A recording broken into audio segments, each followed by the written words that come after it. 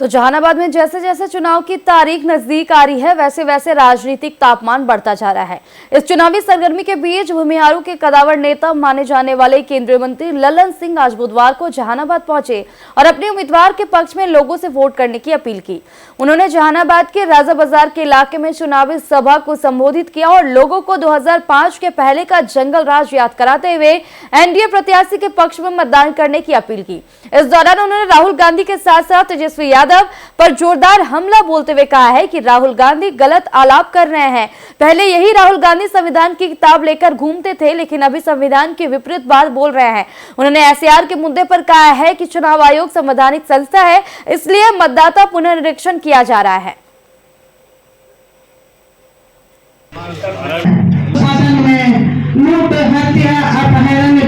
लालू जी के राज में कोई घर की बहू बेटी 7 बजे शाम के बाद सूर्यास्त के बाद निकलती थी? नहीं निकलती थी। कौन लुच्चा लफंगा आरजेडी का कहां सड़क पर क्या करेगा, कौन सा छेड़छाड़ करेगा, क्या करेगा, सबको मालूम। भय का वातावरण था। अभी जहानाबाद की तो परिस्थिति ही अलग थी।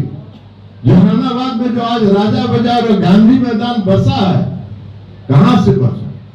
वही गांव के लोग जो लालू प्रसाद और राबड़ी देवी के राज में गांव छोड़ छोड़ के भाग गए थे, अपने गांव की किसानी छोड़ दिया था उन्होंने, और वो राजा बाजार और गांधी मैदान के इलाके में बसे। पटना के कृष्णा नगर के इलाके में कौन मोहल्ला है वो? कुछ दिन पहले तक राहुल गांधी जी संविधान का किताब लेके चलते थे। आजकल संविधान का किताब लेके नहीं चल रहे हैं, इसलिए कि संविधान के विपरीत बात बोल रहे हैं। संविधान में लिखा हुआ है कि जो इस देश का वोटर नहीं है, जो इस देश का मतदाता नहीं है, वो देश का नागरिक नहीं है। जो इस देश का नागरिक नहीं है वो मतदाता नहीं हो सकता, वो मतदान नहीं कर सकता है। ये संविधान में लिखा हुआ है। चुनाव आयोग ने यही कहा कि 2003 में इसके पहले गहन पुनरीक्षण हुआ था मतदाता सूची का, और फिर से हम इस बार गहन पुनरीक्षण करा रहे हैं।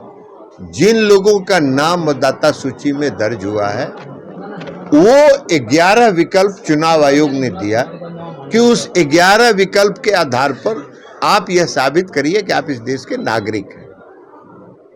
अब जो उस देश के नागरिकता जिन्होंने साबित नहीं की, उसका तो नाम कटेगा ही ना। तो ये तो संविधान के अनुसार काम कर रहा है। चुनाव आयोग तो अपना काम कर रहा है, संवैधानिक संस्था है। अब ये चाहते हैं कि चुनाव आयोग वोट चोरी नहीं कर रहा है, ये वोट चोरी करना चाहते हैं। ये घुसपैठिए लोगों को पिछला दरवाजा से लाके यहाँ वोटर बनवा दिए। अब वो चाहते थे कि वो लोग वोटर रहे। भाई देश का नागरिक नहीं है तो वोटर कैसे होगा? वो तो बांग्लादेशी है, और बांग्लादेशी है तो नागरिकता का कोई प्रमाण कहां से दे सकता है? तो इसलिए उनको